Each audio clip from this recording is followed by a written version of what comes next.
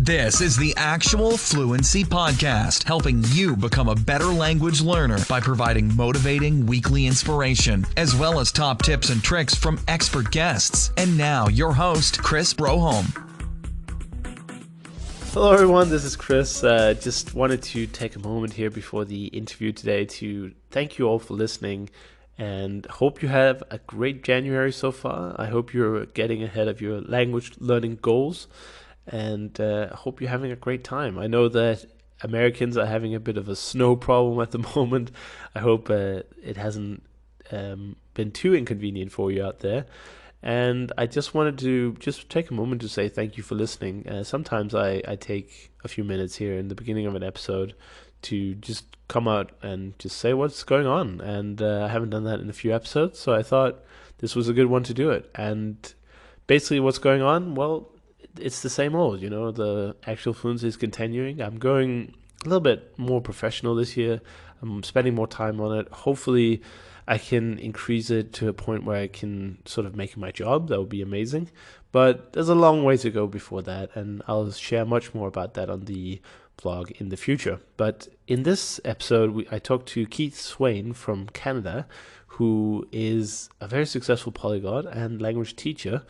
And what's really cool about Keith is he's not doing the traditional teaching in a classroom or one-on-one over Skype. He's actually getting into a Starbucks, and he has a group of students of 6 students, and he says he teaches people to be intermediate the fastest anyone can do in the world. So he's a really good teacher. He's a really nice guy, really funny guy, and I'm sure you'll love this interview where we talk about some of his learning experiences, how he got into language learning, and actually his story is really incredible. I did not expect to hear what I heard from Keith, so definitely stay tuned for that story. And at the end, we get into sort of more technical teaching methods, which if you are interested in starting your own teaching business or you're already teaching, there are some nuggets there for you. And also, I just wanted to give a quick shout out to the Patreon page for Actual Fluency. You can find that on actualfluency.com/support. And it's basically my way of giving you guys extra stuff in exchange for a small financial support every month. And you can set your maximum and whatever you feel like the show is worth to you. I don't want to force it down anyone's throat. The episodes are always going to be free, and the only thing I can do is make that Patreon page the most awesome Patreon page in the world, and then hope that people see the value of the show and be like, okay, well, I'll support you with a few bucks every month. That sounds cool. And for everyone who's supported already, thank you so much. I really appreciate it. And I hope that you will enjoy the future episodes, which I'm so excited about doing. And right now I've got some extra content. What I'm uploading is the behind the scenes stuff. So usually before and after I record an interview, we usually talk a little bit, you can call it a pre-interview. And I put some of those up there. For instance, for this interview, I put up almost half an hour of extra stuff where you can listen to me and Keith ramble a little bit, and myself. And I also put up a second podcast called Chris Thinks, which is a podcast that some of you requested a few times. And it's basically a podcast of me thinking about language learning topics or personal topics like motivation and stuff like that I don't really want to clog up the main sort of radio with, the main programming on Actual Fluency. I'll make a solo episode once in a while. I did a New Year's solo episode just to talk about my goals and stuff. But I don't want to have solo episodes, every now and again. I like to have guests. And so if you're interested in that kind of stuff and you want to support the show, find Actual Fluency on Patreon. Thank you so much, and enjoy the interview here with Keith Swayne. All right, everyone, we're back with another episode of the Actual Fluency Podcast, and on the line today, I'm joined by Keith, who's a Canadian polyglot and a language teacher of more than 20 years. So, Keith, welcome to the show. Thank you. And we've obviously been following your Facebook updates about all the stops in the Starbucks and the 6-shot ventis and all that takes. But why don't you take us back to where you began with languages and found that passion? Where I started? Yeah. Yeah, I guess going way back, my mother is from a Ukrainian family. And in Canada, we have many Ukrainian immigrants, especially that arrived in the early part of the 20th century. So Mom spoke Ukrainian at home, and her parents never really learned to speak English. And what she instilled in me was an appreciation for other cultures. She not only enjoyed being a Ukrainian Canadian, but she appreciated other cultures. She always liked people from other places and other languages. And so she sort of helped me to understand that it's a great thing to connect cross-culturally. And then in Canada, when in school, normally English kids take French classes, or they did when I was a kid. And so I was taking French classes in grade 8, so I would have been about 14 years old. And my French teacher took me aside after class and said, Keith, I've got to tell you, you need to go to grade 9, but your French is terrible. And I just need to, I'm going to put you through to grade 9, but you must promise you will not take another language. You're going to have some kind of talent. Maybe you'll be a musician, or you could be an artist or something, but you are never going to learn another language. And I don't want you to be discouraged. It's just not your thing. Wow. And so I went to grade 9, but then I went to a different school, and the rule was at that school that you had to have some second language. So I did 4 years of German, all bookwork, and didn't have one conversation that I can recall in German in 4 years. We just memorized lists of irregular verbs and declensions and conjugations, and read "the cat is by the chair," and goofy things like that. When I got to grade 12, I had to fill out my curriculum, and I needed to take a few elective courses. And so I knew that I liked languages, even though my French teacher told me I was terrible. And so I took 1 semester of Spanish and 1 semester of Russian. And I was very sick that year. I was in the hospital for most of grade 12. And I did all of my 1 semester of Russian in 8 days. Wow.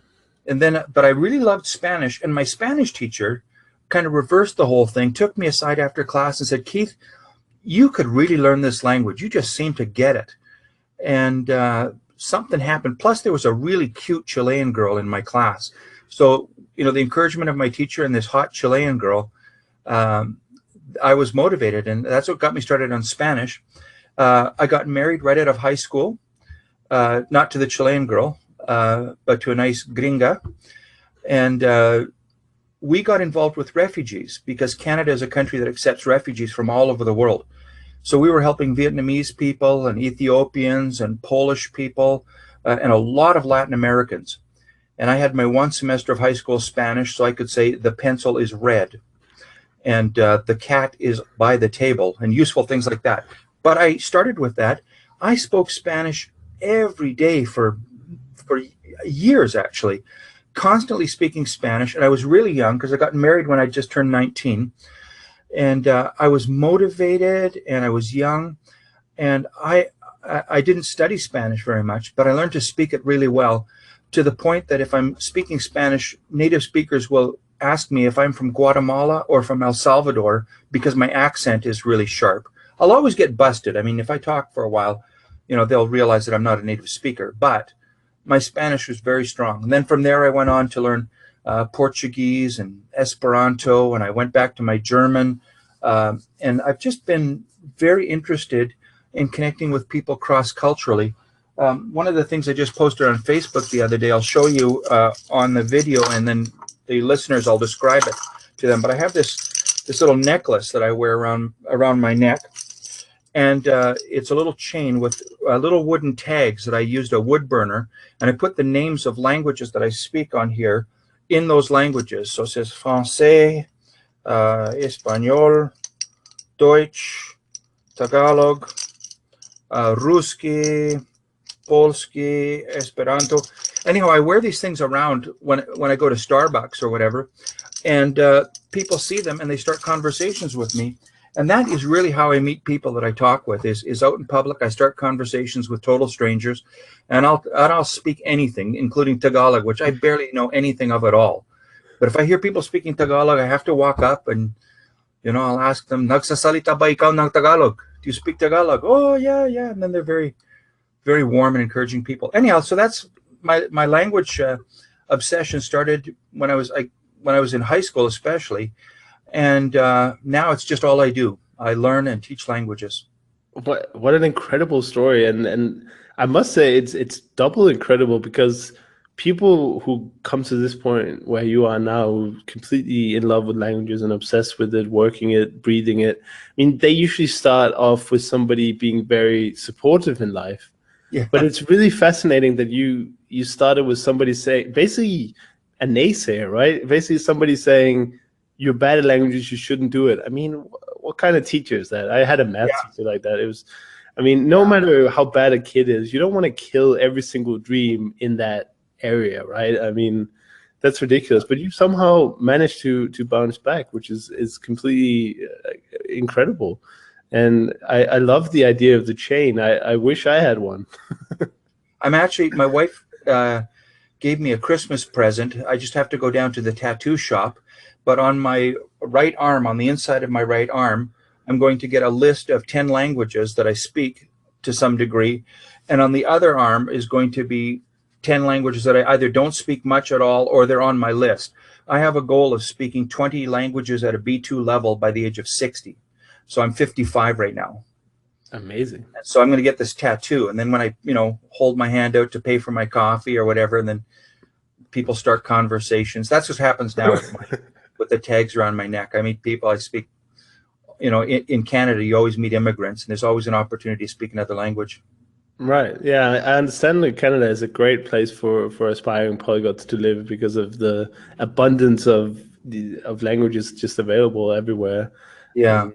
But you gotta still take advantage. I mean, just because they're there doesn't mean that they just come fly to you unless you do something yourself, right? Like doing something for it. So when did you start? When did you turn it in from something you like doing, a hobby, sort of a learner, into a teacher? When did that change happen? I guess you're still a learner, but two important events that happened. One is I worked before as a database manager. I managed a database for a very large printing company, and I learned how to program databases to some degree. And it wasn't a natural thing for me, but I learned to do it fairly well. And I also worked as a graphic designer, but the company that I was working for laid off about half of its staff in one day, and I was one of the people to go. And I had to figure out what I was going to do. I had been teaching a few language classes in night school, and a few business classes as well, like business management and business startup kind of classes. And but I went to Starbucks and I said, I'm teaching these classes in the night school, and we meet in the public schools when the children go home after class. So all of the adults are sitting in these tiny little desks that are made for, 10-year-old anorexic girls or something. And I said, I'd love to bring them to Starbucks, and I'll buy them all coffee, and we'll do our language classes here. And they just loved the idea. So I've been doing that for over 20 years now. And that's the only thing I do. I have no other job. That's all I do. And I have employees who work for me, and they teach classes too, in several cities in Western Canada. The other big event for me where I really sort of solidified my decision about what my life was going to be all about was a number of years ago. I was invited to be on Canadian national television with a few other Canadian polyglots. One of them, I think you probably know, Steve Kaufman. Oh, yes. I think I've seen this, actually. Might even have. Was it where they tried to figure out what made a polyglot? Like they took the math or something? Well, the documentary took a different slant than I understood that it was going to be all about. But ultimately, they didn't have us talk very much at all. But we were there for hours. A group of us, all Canadians who were multilingual. I think the requirement was you had to speak at least 6 languages to be in this group. And this was really a turning point for me where I said, this is about the only thing I'm really good at. I'm not going to be a pole vaulter. My modeling career is clearly a disaster. I'm about languages, and more than languages, I'm about connecting with people. So I think that, for example, Russian is really hard for an English-speaking person. It is painfully hard. But I've got some Russian friends. So now I can learn this language. So I think that what most successful polyglots do is they connect with people, not so much with languages. And when I get a new group of students, I find that the people who are most successful are not the smartest people in the group, but they're the friendliest people in the group. And the reason that you speak English so well, and I know you speak other languages, is because you like to connect with people. You may be a genius, I don't know, but I think what it is that you like people. You just enjoy talking with people, and you enjoy, you know, the English speaking world and the cultures that it represents. And it's not that you're in love with phrasal verbs, because who is? I mean, you know, learning English is pretty painful too. But it's a social experience. I always tell my students, language learning is a social experience, not an academic experience. So it's about connecting with people. It's not about memorizing tables of verb endings and stuff. Right, and that goes all the way back to your Spanish experience with the refugees, where you had to, I guess, learn quickly. For sure.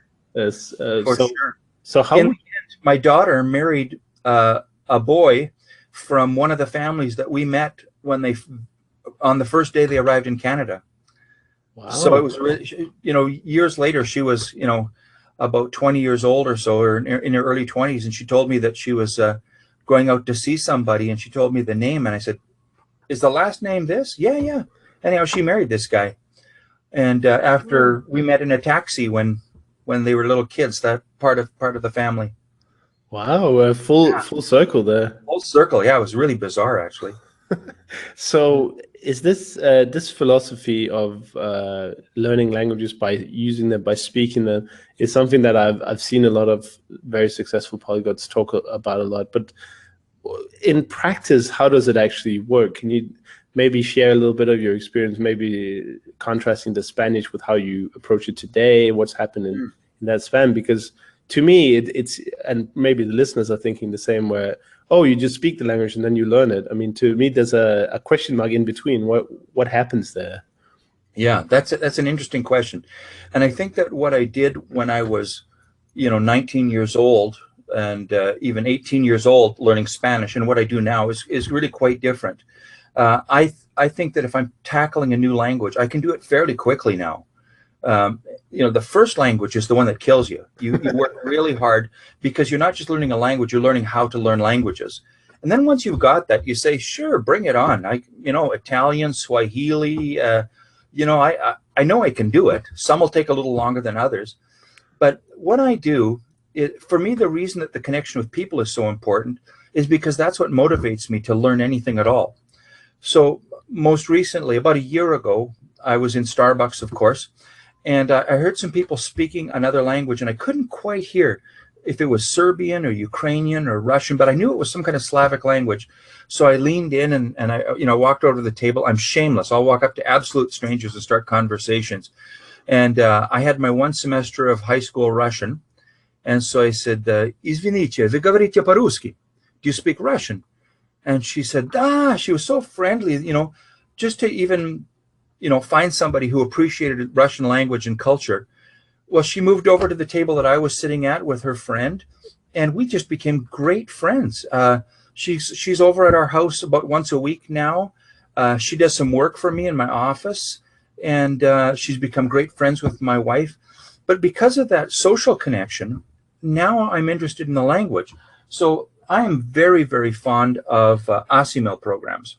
I own just about all of the ones that are available in English and a few of them in Spanish and French.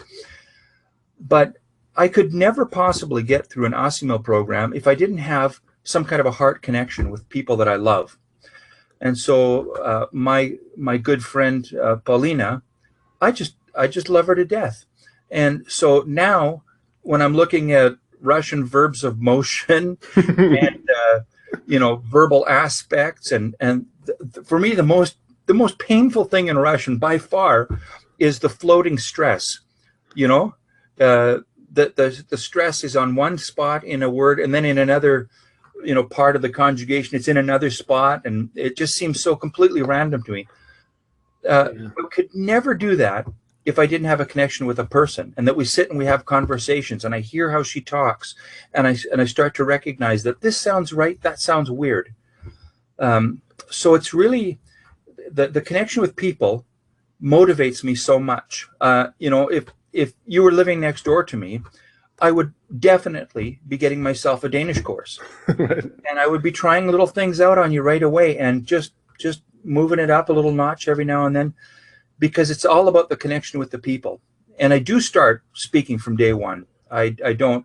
Yeah, I know there's other people like Steve Kaufman, who I respect greatly. He's very, very accomplished in his language skills. He prefers to study for a very long time, and then he talks about this experience of activating it. So he accumulates all this vocabulary and this understanding of the language, and then when he goes out to put it into work, it's just there. It's just passive. It's just waiting to be activated. That's just not my experience. In my experience, I speak like Tarzan. I speak in 3-word sentences, and every verb is an infinitive. Everything's in the present tense, and I just use words like yesterday and tomorrow and to get my way around. But because I'm using the language that I use is the one that actually refines itself and gets better and better. So I speak really horrible Russian to start with, and then I speak a little bit. I'm having, little sensible conversations, and in a year from now I want to be arguing about politics with somebody.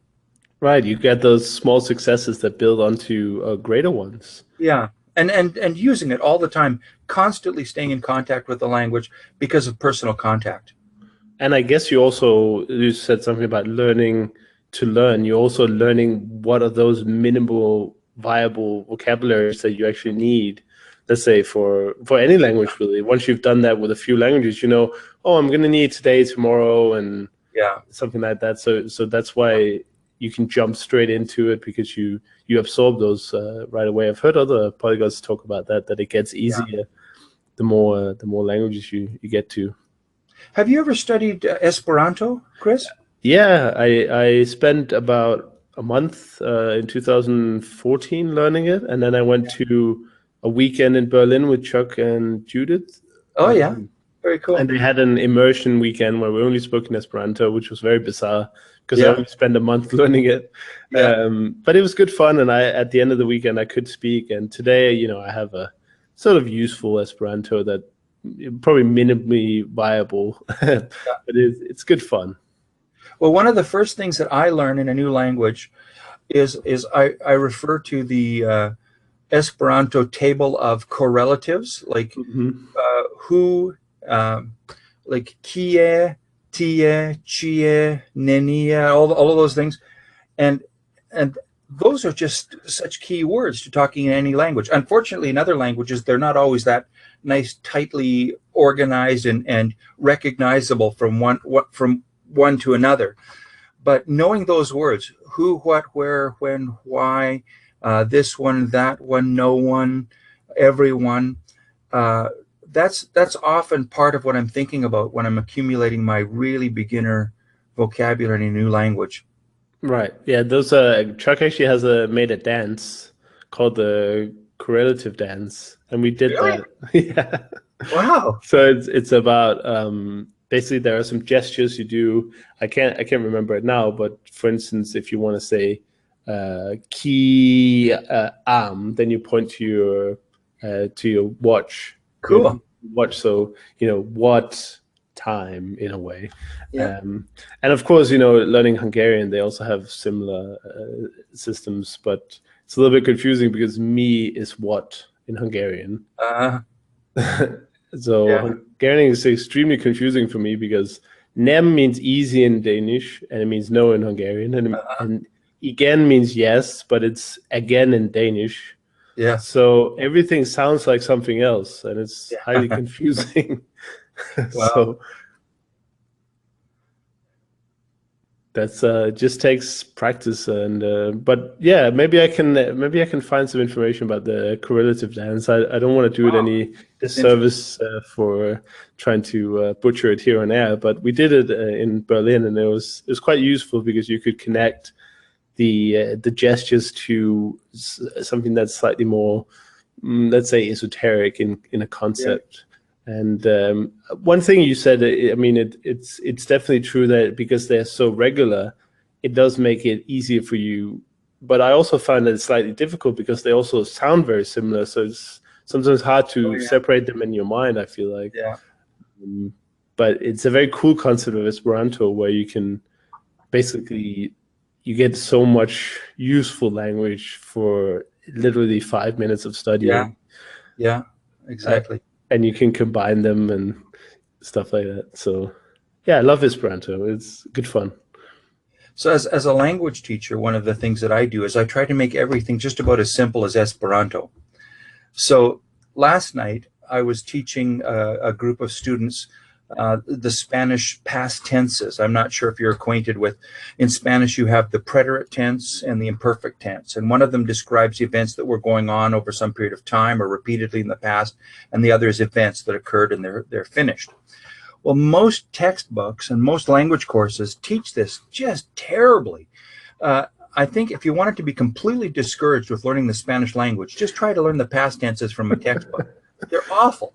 Right. So I've thought about this, for 20 years I've been teaching this, and I have a particular strategy for teaching the past tenses. And I'm telling you, in 90 minutes last night, my students who did not know how to use these past tenses were talking comfortably in the past and accurately.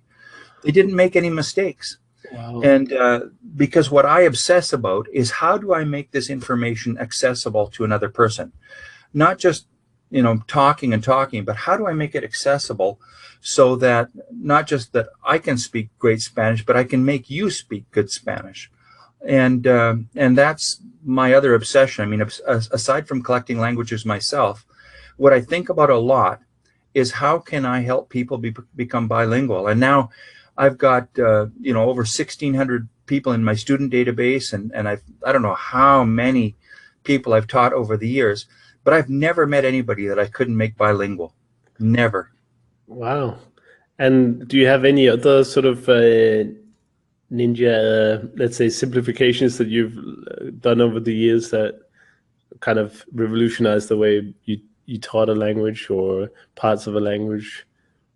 Well, I'm thinking of these little tricks, if you want. I don't like that word, but I'm always thinking of ways to explain things in a really clear way that work. So one of the things I did is, in Spanish, there's two different verbs that mean to be. And for English people, this is very confusing. Ser and estar, and they're not interchangeable. You have to know when do you use estar and when do you use the verb ser. So I have a whole bunch of little tricks to teach, but one of them is a simple little poem that I will say definitely now that many hundreds, perhaps well over 1,000 people could recite in my part of Canada because I've taught it so much. So I teach my students, how you feel and where you are, always use the verb estar. And it doesn't cover everything, but it covers 95% of everything that they need to know about this verb versus the other one. And if that's all they ever remember, they will be accurate most of the time. Whereas if they pick up a textbook, including the one that I used to teach from, there's pages and pages of uses of contrasting ser versus estar and sample sentences and exceptions, and nobody will ever remember that in their lives. They'll never know that. They can't possibly learn enough rules. You do not become bilingual by learning rules. It just doesn't happen. You become bilingual by using the language in realistic situations, and one of the common terms nowadays, people talk about comprehensible input. You have to be roughly at the level where you are and just nudge it up a little bit. And if you're operating in that range, you can absolutely, a really dumb person can become bilingual. You don't have to be smart. I have met some real stupid people who speak more than one language. And, I shouldn't say stupid people, but I will say very uneducated people. We have immigrants in Canada who, in their country, it wasn't common to have much education. And they came to Canada at a time when all they had to offer for work was their muscles. Hard-working immigrants who came here, and they speak, 3 or 4 languages, and they've got a grade 1 or 2 education, and they work as laborers. Yeah. So learning languages is not about being smart. It's about interacting with the people in your network, in your sphere, your social sphere. I guess it's also because language is such a basic part of the human mind that if stupid people couldn't learn a language, we probably lost a lot of people back in the day, you know. So what kind of you mentioned SML you're a big fan of. Do you have any kind of methods that you advise your students to do in conjunction with the teaching, or is that supposed to be a sort of all-inclusive method that you show up and then the practice is where the real gain is, but you provide some coaching and guidance? Well, you know, I'll point them to resources that could be helpful. You can see behind me, I have a library. I see. And in front of me, behind my computer screen, I've got a wall of books here. I've got just about all of the Living Language series in the current revision. I've got just about all of the Teach Yourself books, anything I've ever been interested in or even curious about, and lots and lots of others. And many of the books, when I moved to my new home, I didn't have enough room for my books. We have 3,500 books in our home right now. Whoa. And what I did is, when I ran out of room, I took some of my books and I cut the spine off of them right here, and then I ran them through my scanner. And I have a high-speed double-sided scanner. So in about 4 minutes, I've got a PDF of any book that I want. So then I put the PDFs on my iPad mostly.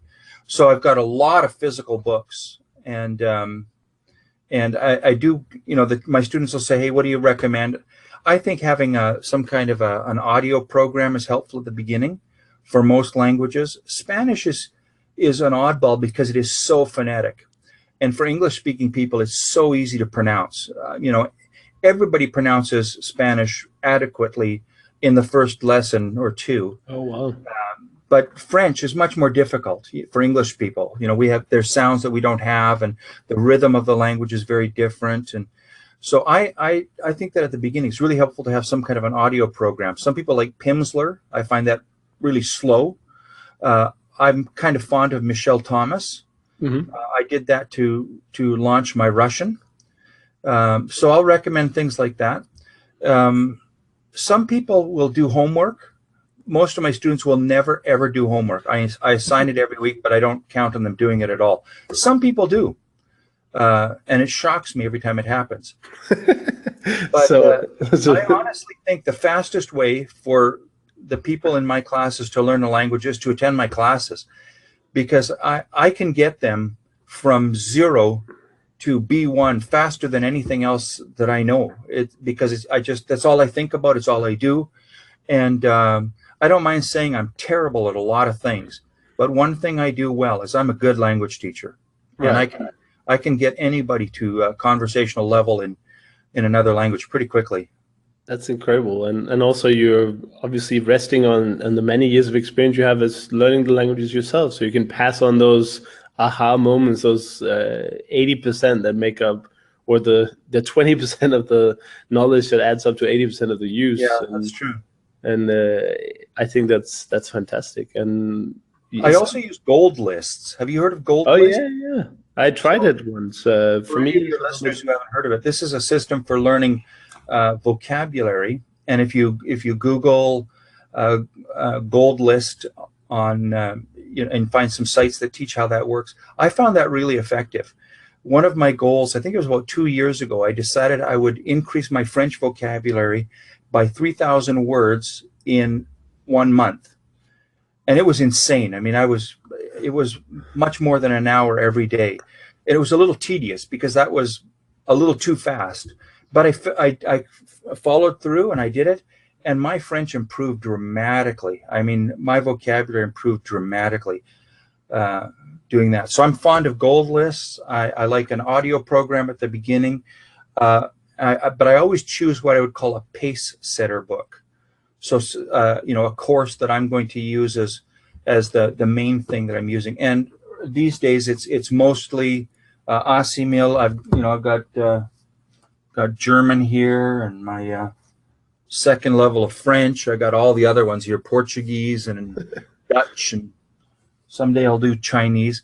So I have a pace setter book, but sometimes you get bored. Like, even if it's your favorite program and it's the one that communicates to you the best, sometimes you just take a look at a completely different course. You say, wow, that was a different way of explaining it. And it just, it just helped me to see it from a different angle. I always think of the colloquial series. There's a book called Colloquial Russian. It's the only book I've ever seen that explains stress patterns in the Russian language, which is the thing I was complaining about earlier, that the stress floats around. You never know where it's going to be. This book actually takes a stab at explaining how you can predict it most of the time. So, that and I didn't find that in my Asimil course or Teach Yourself or Living Language. That's cool. I'm using the Colloquial Hungarian book as my pace setter, and I totally agree with you that it's a very high quality course. I always worry about how much you get out of it when it's dialogue based, and it's always like, oh, you and your family and your 2 kids, and I'm 27 and single and stuff. It's hard to relate sometimes, but it's good to have that kind of variety, I think, because I can learn vocabulary using Memrise, or I can use Gold List as well, which I have tried. For me, it was a little bit slow, and I think maybe, although I did do the International Baccalaureate high school degree, which requires you to do all your papers by hand, I think I'm part of a generation where we basically don't write much by hand anymore. So for me, it was really hard to do gold listing. I was using it for Russian, so maybe that added to the pain of having to do Cyrillic handwriting, which is really complicated. At least, to learn it. And sometimes I couldn't read my own words because I was just, it's kind of funny. But yeah, what I mean is the colloquial series kind of gives a little bit of everything, and it talks about culture as well, which I think is important. Some kind of cultural facts, especially if you're visiting the country.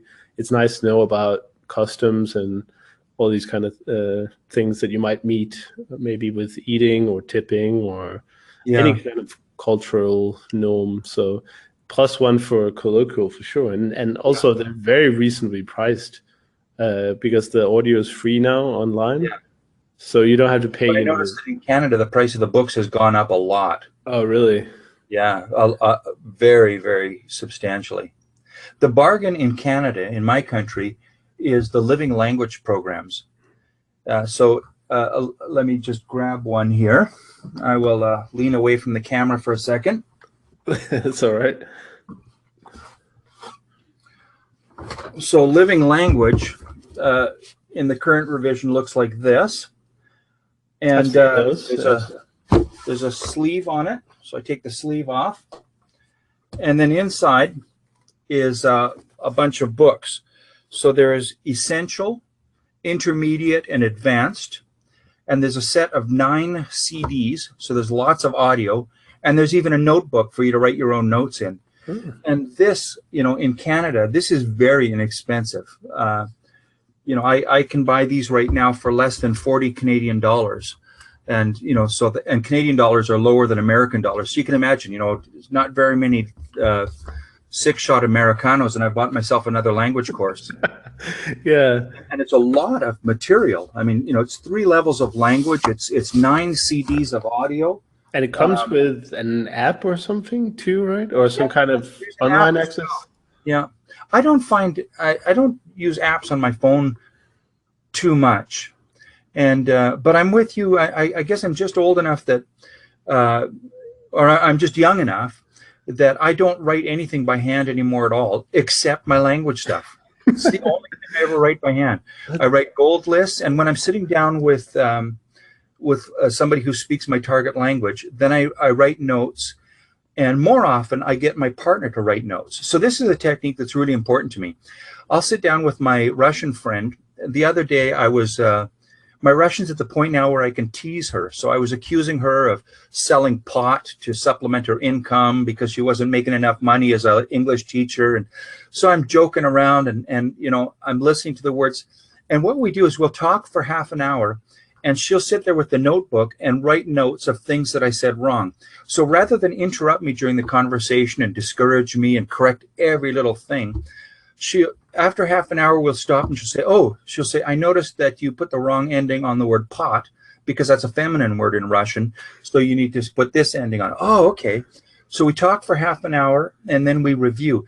I did this a lot in Brazilian Portuguese. I had a friend and we would go to Starbucks. We'd talk for 3 hours and we'd stop every half hour or hour or so and just sort of review the major points of what I did wrong, not every little detail.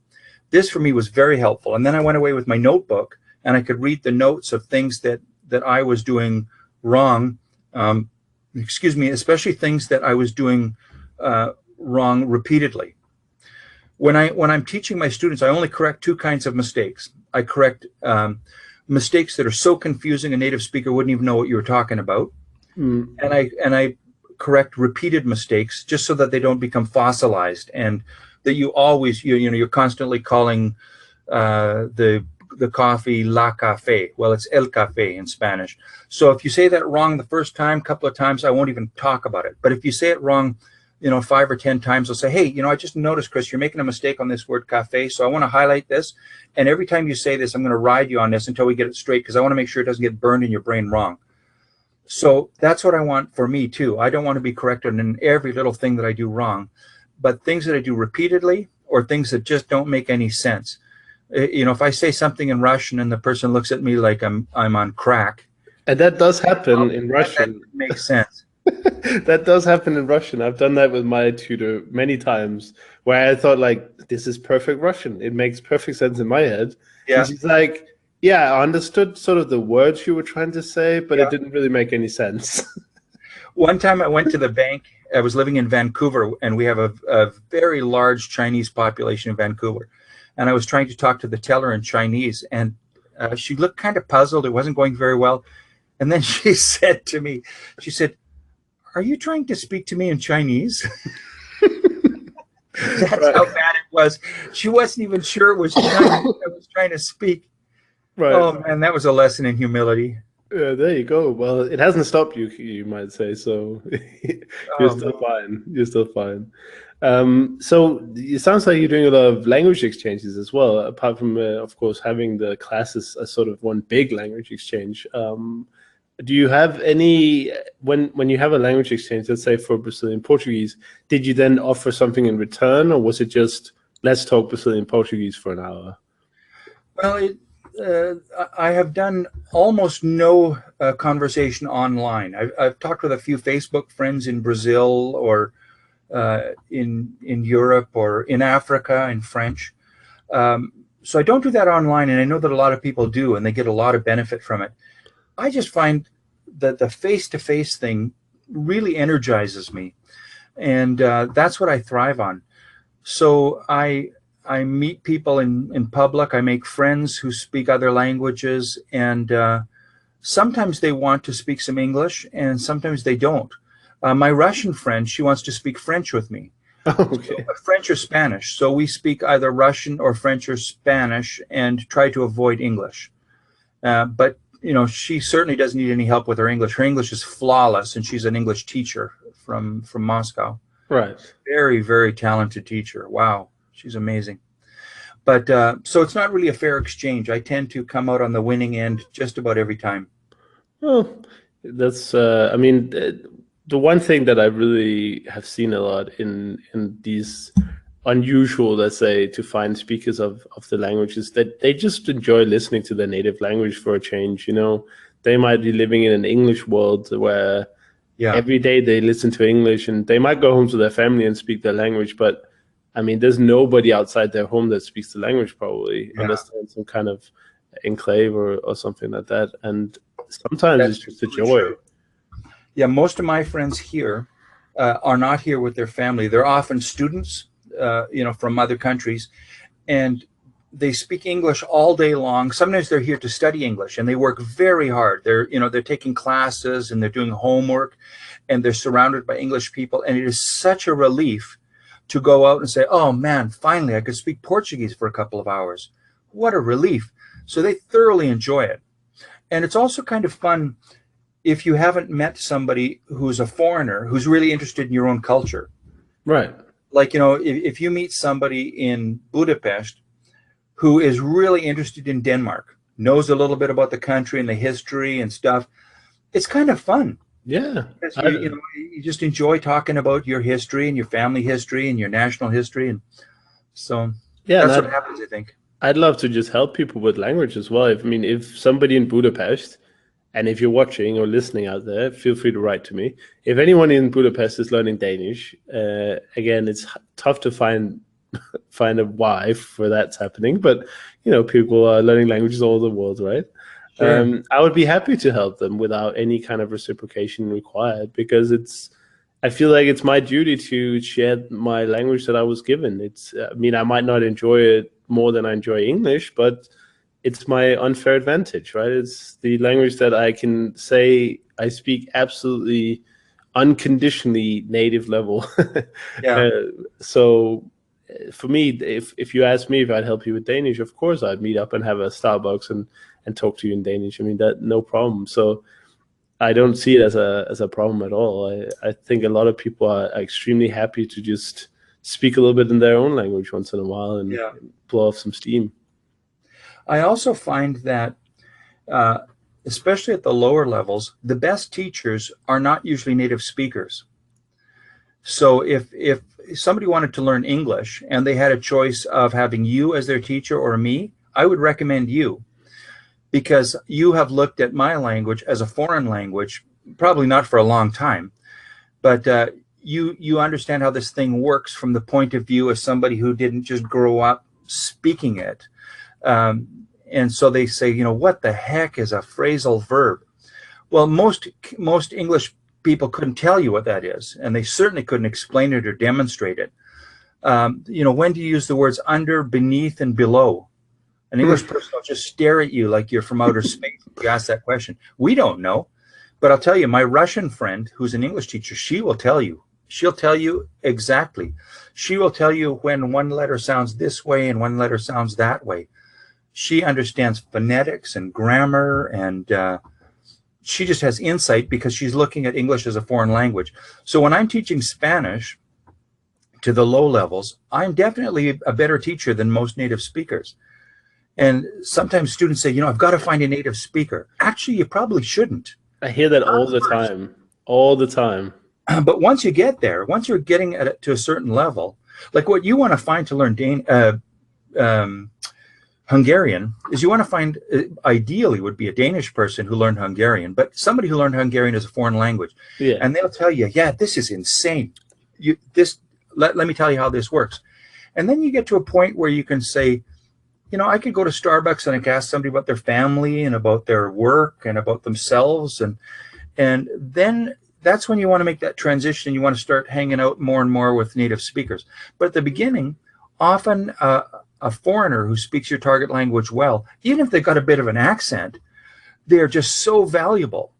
Yeah, my current tutor is a Polish guy actually who learned Hungarian as as a second language, and he's a great tutor because of that. Because there are a lot of times when he says, "This is what Hungarians would say." That doesn't mean that's the book form or the correct formal form, but he knows this is what they would say and this is why they say it. Yeah. So he can explain from the outside. And a recent example was, so Hungarian has accusative markers at the end, like Russian, and they also have it in the verb. There are object verbs and there are non-object verbs. So if you use an object form of a verb, it's obvious that what follows must be accusative, because otherwise you wouldn't be using that verb. So sometimes they omit the accusative ending of the noun itself because it's obvious it's an object. Of course it's an object. So he said, if you were studying a textbook, it would probably tell you to use the full, accusative ending. But he said nobody ever says it because it's already in the other information. So you'll never hear someone say this. And this information, I don't think a native speaker would be able to provide. I mean, they might say, if you ask them, how would you say this? They would say it, but they would never know the background or that it was supposed to be something else. Or let's say I read a poem and I see that ending. How would they explain that? Yeah. So I find it very valuable to have a non-native speaker to tutor me. So I definitely agree with that. And actually in Europe, some weird rule I didn't know about, but you're not allowed to put a job offer online where it says you must be a native speaker. Apparently really? Apparently that's discrimination. I'm like, that's a little bit curious. I mean, Interesting. it's not that I see where they're going with it, but it seems a little bit too politically correct for me. Like, if you want a native speaker for any reason, I mean, you can have one. I'm not saying it's the best option, but you can have one. What's the problem? But apparently it's discriminatory. So it's outlawed by the European Union, whatever the council is called, human rights or something. So you can't call it that. Very interesting. Yeah. When I saw it, I was like, this is not right. There's no way. And then I saw the clause or the declaration or whatever. And it's like, interesting. And then I Googled it, of course, like looking for native speaker on a job website. And there was like 200,000 results. So I don't know how well it's being upheld, but it definitely exists and it's a real thing. So interesting. There's a new Facebook group that Ollie Richards has started about for people who are interested in making a living from their language skills. I find that really interesting because, of course, that's what I've been doing. I also teach a course on making a living from your language. It's called Better Jobs for Bilingual People. And one of the things, I think the most important thing that people need to understand if they're going to be successful at making a living is that your language skill alone is not going to be enough. Right. You need business skills. You need computer skills. You may need graphic design skills. You certainly need marketing skills. So the things that I did before I became a language teacher, I use them every day as a language teacher. I have my own database where I track all my students and I track their proficiency level. So I'll say, I met Bob when he was a novice and now he's an intermediate high. And I track everything with the database. When is their tuition due? And did they get a textbook? Are they interested in these seminars in addition to the classes? So all of that is the computer skills.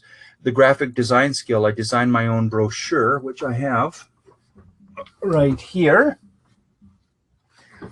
So, graphic design also paid off for me.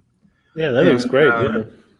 And so these brochures are, all over the place now. But without those skills, just because I speak Spanish well, especially, I don't think I could make a living. But I make a living mostly teaching Spanish when there are native Spanish speakers in town trying to make a living, and they can't do it. Right. They can't get enough students. I think they also believe that because they're bilingual that they're naturally teachers, which is not true at all. Just because you can drive a car doesn't mean you can build one.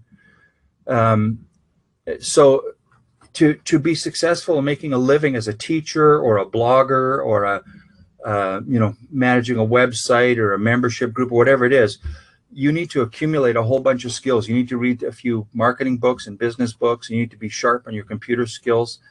You need to have a website. Yeah. I did my own website. I learned HTML and I'm always upgrading that. Without that, you can't make it. Luckily, technology is making it easier and easier for all those things. But I totally agree. If you want to you can do a little tutoring hobby side business, right? Where people show up and they do an hour for, $15 an hour, whatever. But if you want to do serious classes and take it to the next level and build a business, it's not just teaching and it's not just knowing a language. You also need to do your homework and you need to learn how to market it and do all these things. So I guess in other words, it's kind of a warning to people who want to really take it to the next level, but also a guideline in a way, a recipe of how to do it. So if people are sitting out there, this language over coffee concept sounds pretty cool. I'm wondering if maybe they've been tutoring a little bit online or something. Maybe they can take it to the next level with the right teaching and guidance. Yeah, the truth is very few people could. So I never really worry about being overrun by my competition because I am just such an unusual combination of skills and with an unusual history that without it, you could do something. You could, there's other people who are teaching and stuff, but I don't think anybody else could do what I'm doing, because I just have a particular select set of skills that fit this particular model really well. You have And a little without bit of those other everything. skills, you couldn't do it. What if you have, do you have any tips for people who maybe are teaching right now and they're they're doing okay for themselves, but maybe they want to know some tips and tricks on how they can expand it? Let's say they're just teaching one-on-one. Should they move to teaching small groups, stuff like that? Is that a natural evolution for a teacher? And if so, are there any things they need to be worrying about at that stage? Well, I can make some personal comments. I have employees who are really good at teaching one-on-one. That is not my strength. I can do it, and I'm doing it now. But for me, there's something about the dynamic of the interaction between people that brings the whole thing to life. So I'm always teaching groups of 6 people. And so I have the students talking with one another, and they can pair off, and I don't have to be constantly the source of all of the information and all of the entertainment. You know, I'll teach, you know, I always have a cycle: presentation, practice, and production. This is a really common thing that first-year teachers are taught. So presentation, I'll say, okay, hey guys, tonight we're going to talk about the family. Here's all the words for brother, sister, uncle, and whatever. And here's how you say great grandfather, and how you put the great thing on, and how you put on step brother, stepfather. I'll teach all of that. And then we'll do something that is practice, where it's very difficult to make any mistakes, some kind of an activity. And then production, where they do a lot of talking amongst themselves. So one-on-one is much harder. I don't think that people can generally do hours of one-on-one. No. And if they do, I think everything after about an hour and a half is mostly a waste of time. But in a group, it's different. The dynamic is really different, and you can enjoy it for a lot longer. It's not as tiring. You don't feel on the spot as much. So for my personal preference is to teach small groups, a strong preference over teaching one-on-one. I can understand that. That's really more of a preference than to say, you know, I've got some kind of insight that's true for everybody. Right. You need to also figure out what your teacher profile is. If you're sitting out there, you know, are you more into group teaching, or are you more of a one-on-one? I did the one-on-one tutoring online for a while, just to supplement my income a little bit, and yeah, it's so draining. I know that some professional tutors online do a full week, 40, 50 hours. And I'm just like, after 2 hours, my brain was mush. I don't know what I could do. I mean, to be fair, it's slightly easier to be the teacher than it is to be the teachee. After about 45 minutes of Russian, I'm dead. Anything you say to me in Russian after that, I'm just like, I have no idea what you just said. Yeah. I mean, so I think it's also important to be able to put together a lesson plan. When I'm interviewing somebody who wants to work for me, I'll say, okay, tomorrow I want you to teach the students how to describe their families. Tell me what you're going to do. And they should have some kind of a clue, but I can teach them how to do it better. And I think one of the keys to being successful as a language teacher is you have to have some templates, and to say, I know exactly what to do. I mean, I can go to Starbucks to meet my students with no preparation, and I could sit down with my notebook, because I've been doing it for 20 years. Sure. And I'll write down 6 bullet points, and I've got a real good lesson. It's not just that I can, fake it and, put out some crap and pass it off as a lesson. I mean, I will give a good lesson. But I know exactly that. I know that there are 3 pieces of every lesson that I teach. I know that I will always include these things. I know that when I'm teaching the past tenses in Spanish, I know exactly how I'm going to teach it. I know how to teach verb endings. But you need to be able to put together sensible lesson plans that fit together in a cohesive whole. And it's not enough to sit down with a student and say, let's work through a book, because they can work through a book on their own. They need a teacher who can explain difficulties, who can coach them and help them to avoid common mistakes, and help them to accelerate much, much faster.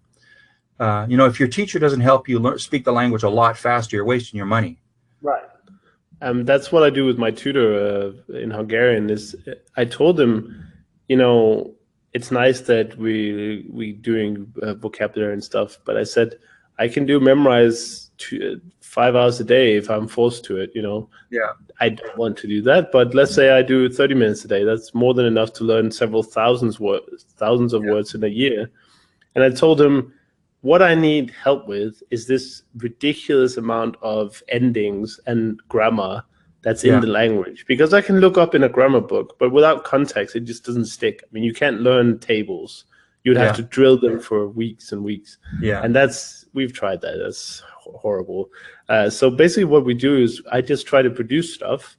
And every time there's an ending and stuff, he explains why it's this ending and not that ending. And sometimes it's even a philosophical discussion because Hungarians might consider they might have a different spatial culture, which is really interesting. That Yeah. they consider something whether it's on or next to or besides and that's why I really get the value out of my tutor. I don't get the value by him telling me that Fairfee is man. It's like that. I could look that up myself.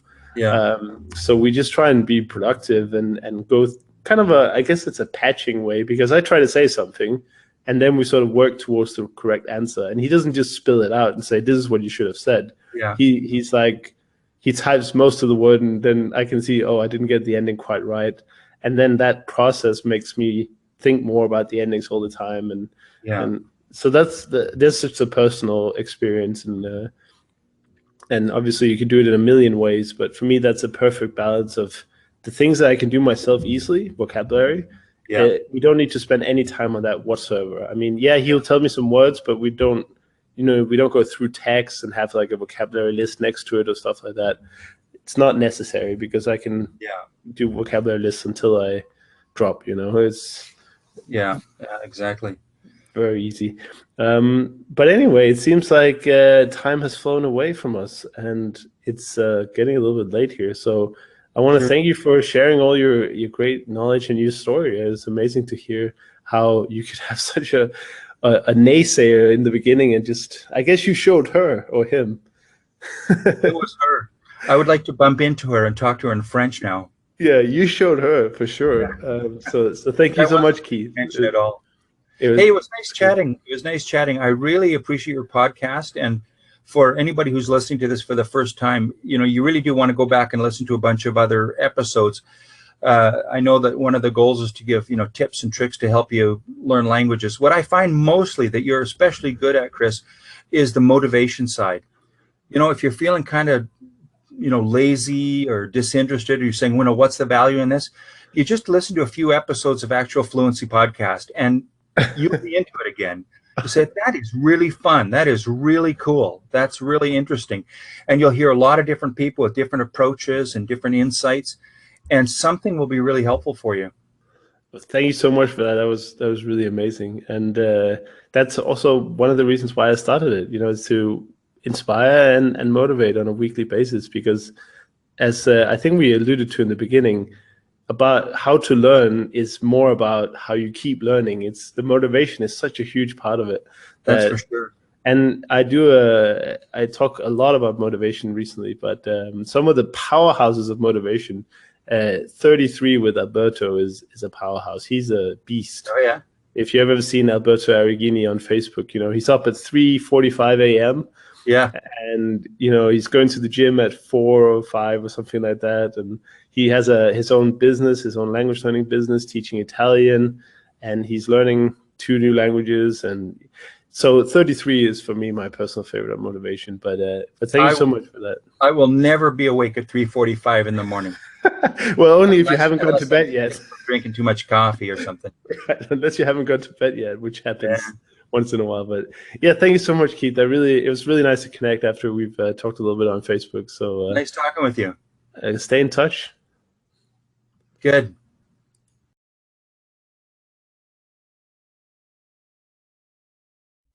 Thank you for listening to the Actual Fluency Podcast.